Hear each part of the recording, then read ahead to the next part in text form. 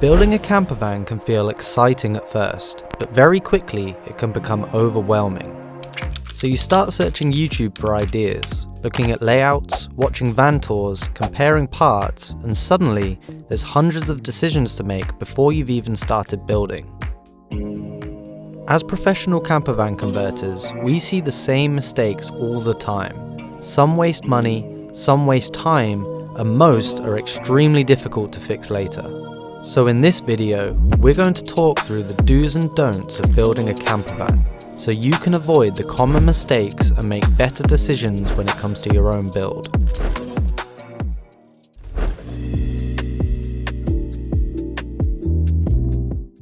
Don't buy parts for your van just before you started building it. What am I talking about? Well, it's quite easy to get into your van and start buying loads of things without any planning, without any thought, without actually going through any dimensions. Or you might see a part and it's the newest, biggest, shiniest thing and you so badly want it, but when it comes down to it, is it actually worth you having in your van? Are there going to be specialist tools that you'll need that you haven't thought about?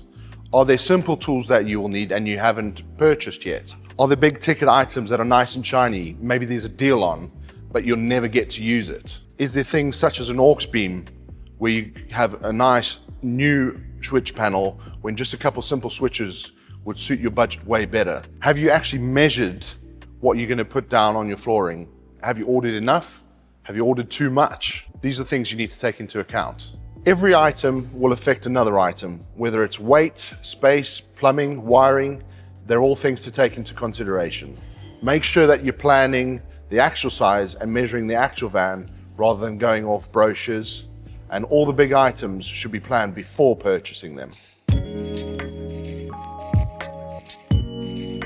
So layout comes before everything else in a camper van. Essentially, it's the thing that you put into a commercial vehicle, which then changes it into a camper van.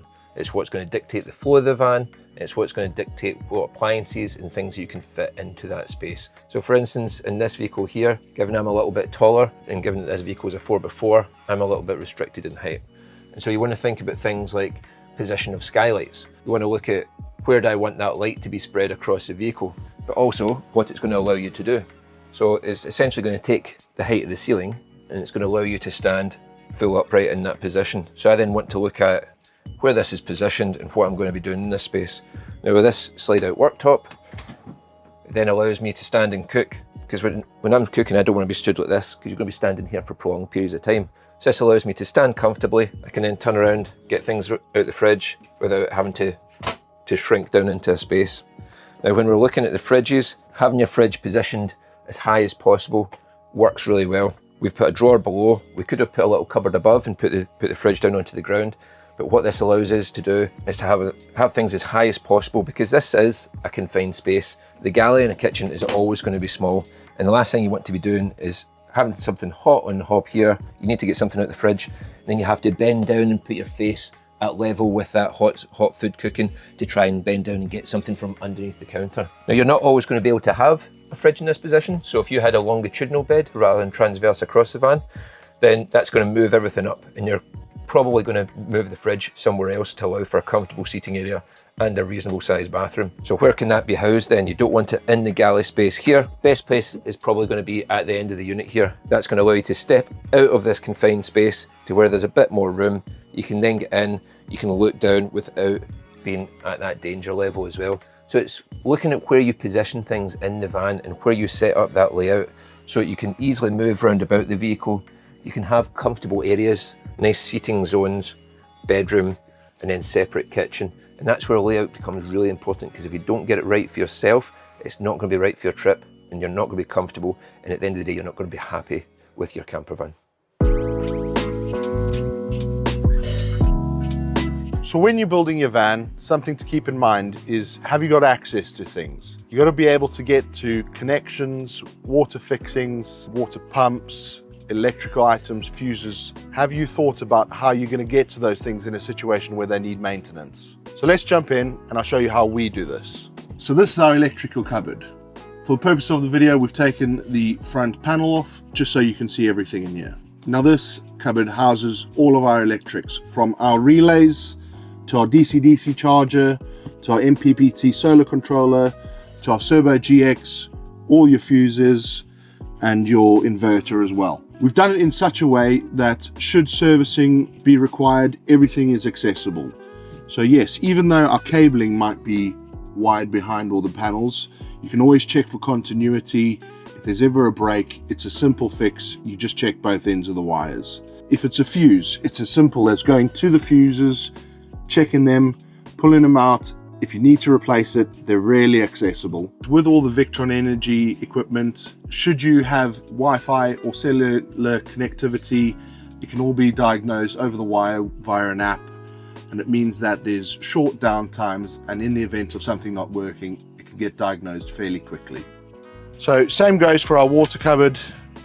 Everything's easily accessible, all the lines are visible, your filter's easy to get to, so it makes the ability to troubleshoot really easy. Don't underestimate weight. Now in a vehicle like this, you can already see it's massive, it looks heavy, and it is going to be heavy. We've got lots of add-ons here. We've got the roof rack. We've got 7 spots up the top, and they all add extra weight. We've got the winch itself. We've got the off-road wheels and the massive tyres on it. Now this van's already got lots of additions on it. They're all going to add up extra bits of weight and reduce that payload. So you're going to have to counteract that. You want to think about these things early, because it's easier to plan for the weight from the start than it is to try and remove weight from a heavy van.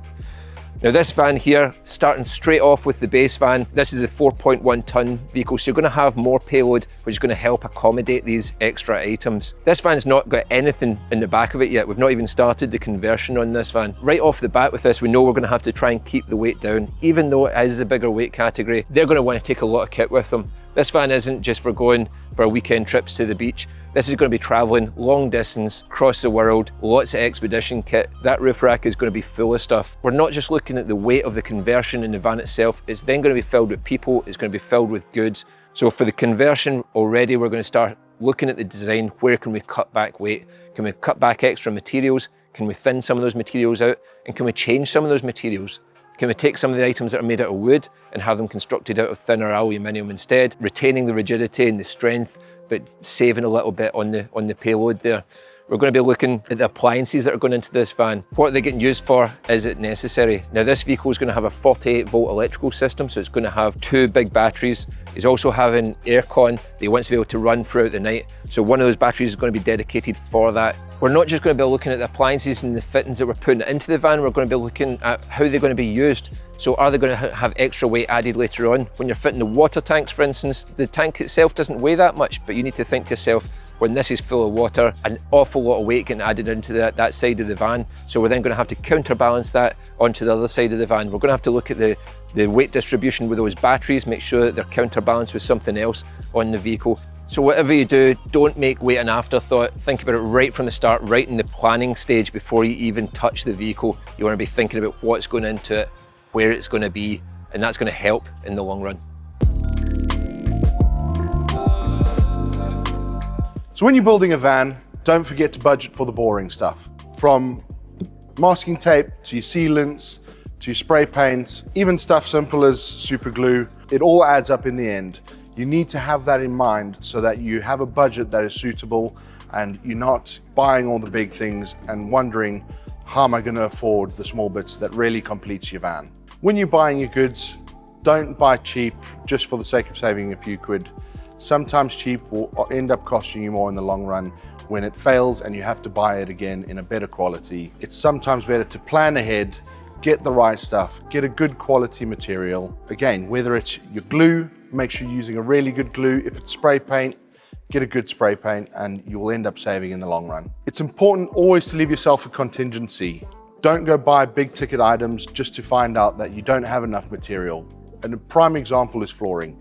10% extra generally covers you and means that you should have a sufficient amount for when you come to do your conversion. It's really important to also think about all the unexpected costs. Things like admin fees, any documents that may need changing. These are things you have to take into account. Things as simple as when you lift the vehicle, having the wheels tracked. These are all small costs that will add up that you probably haven't thought about before.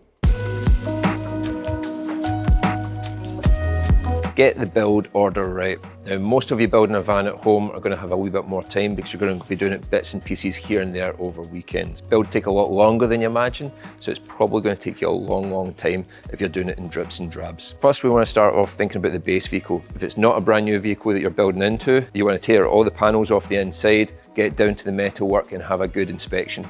You want to see that there's no rust going on, you've got no unwanted holes in the floor where somebody's just battered some screws through there, and take care of that first if there is. Once you've done that, you can then look at cutting out your holes for your windows and your skylights and your aircon, because if you've got the advantage of having the van inside, you want to get them done first.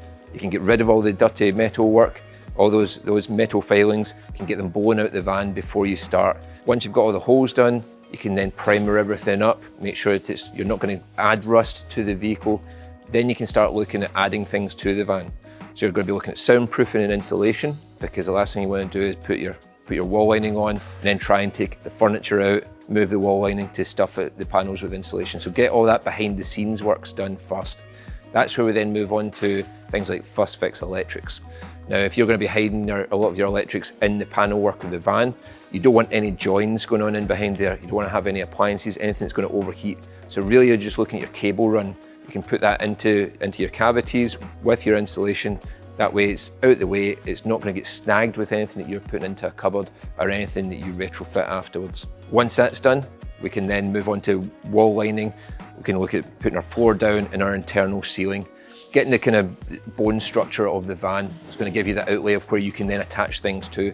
So you're going to be looking at not just covering up for the wall panels, you're also going to be looking at adding a little bit of strength in there, so you've got some fixing points for your furniture to attach to. Now, once you've got all that done, you can then look at your furniture carcassing. So if you get your furniture in place, you've already obviously done your plan for your furniture, you've mapped it all out, you've done your tape on it. You can then start putting things physically into the van. Once you've got them in, you're going to get a much better feel for the space. You're going to be able to walk around, use it, and this is the point where if anything needs to change, this is a really good time to do it. It's not too late. You've not already fitted all your doors, fitted all your handles and your latches. You can alter things and change them as you go, making sure that you're going to be happy with the end result. Once you've done that, we can then start looking at second fix. So you can start looking at fitting appliances once your furniture is actually in place and fitted into the van, tying up all those loose ends, putting your first fix electrics into the right place, making sure your plug points are in the right place. Once we've got them done, you're then looking at the fine finishing stuff, making sure that if there is any gaps between anything, that those are all filled, putting in your handles, putting in all your nice touches that are going to make it feel warm. It's going to make it feel luxurious, it's going to make it feel homely, and these are the little bits that are going to take the most amount of time. And then, once that's all done, you've got your testing phase. You want to make sure everything's water tested, you want to test all your electrics, make sure everything's working properly, make sure there's no leaks anywhere, make sure everything works, everything flows, and just testing out the space as well. Have a lie down in your bed, make sure everything's comfortable, nothing's going to be in your way, nothing's going to be dangerous. And then once that's done, start using it and enjoying it. So when you're building a van, try not to get into the habit for building only for looks. When you're taking your van out and your project, it needs to be something that works for you. It needs to be comfortable, it needs to have the space that you require, and needs to function in a way that is suitable for the way you want to use it. It's no point having drawers that come out in the wrong direction, or seats that just don't work for you. I'm a big guy, I need to have the space, and what I need is going to be different to you, to the next person. A great way of figuring out if a vehicle's for you is plan a weekend, go and rent a vehicle, see some of the aspects of that build that you like. You can also figure out what you don't like and what doesn't work for you. And oftentimes it's what doesn't work for you that helps shape what will in the end. Don't fall into the trap of buying things just for trends or because it's pretty. Sometimes you need to look at what the actual functionality of an item is. If it doesn't work for you, it shouldn't belong in your van. Save yourself the time and the money by getting it right from the beginning. So looking at your van, if you plan to go to places that are only cold countries, something like an aircon is not needed, and winterization could be a priority for you and would make your van way more enjoyable. Project manage your own build. For a campervan build, really you want to start treating it the same way you would with a home extension. You wouldn't just start it in the hope that you're going to be able to finish it at some point. You're going to plan for it, you're going to get companies involved, you're going to know exactly who's doing what part of the work. It's the same in your campervan build. You want to start off with lots and lots of lists. If you're a competent person and you want to be doing some of the build yourself, you want to start off with lists of what needs to be done in a camper van and then who's going to do it. Are you comfortable doing those bits, or are you going to want to get companies involved? It might come down to cutting holes in the van. That's one we get phoned about all the time. People are doing their own build, but they're not comfortable taking a jigsaw to their van and cutting a big hole in the side of it. It's a big amount of money to spend on the base vehicle. The scariest bit that you're going to do in one of these builds is having to go bore a hole into the side of your brand new toy. Another big piece that we get is the van electrics. It's a very complicated system that goes into a camper van. You've got 12-volt electrics and you've got two 40-volt electrics. That's the scary one. But the 12-volt electrics is equally important. If it's done wrong, you can build up heat, you can set fires with 12-volt electrics. It can be very dangerous. Now, if that's something that you're not comfortable doing yourself, you want to contact a company and make sure they can do it for you. We quite often get people phoning us asking us to do these little bits and pieces of work. It's not actually stuff we do anymore, but we hear all the time that that's quite often the case. People assume that it's going to be quite easy to get companies to do little bits and pieces, but often companies are too busy doing full conversions to do these little bits of the job.